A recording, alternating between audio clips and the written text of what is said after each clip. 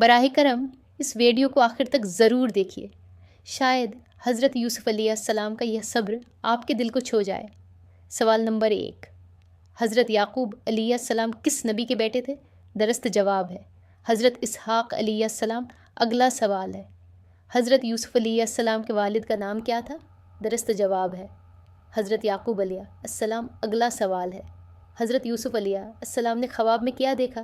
درست جواب ہے 11 ستارے، سورج اور چاند۔ اگلا سوال ہے، مصر میں حضرت یوسف علیہ السلام کو کس نے خریدا؟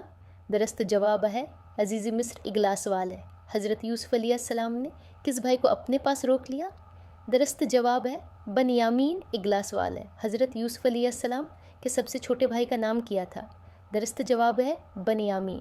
اگلا سوال ہے، حضرت یوسف علیہ السلام کے بھائیوں نے کس کی وجہ سے حسد کیا؟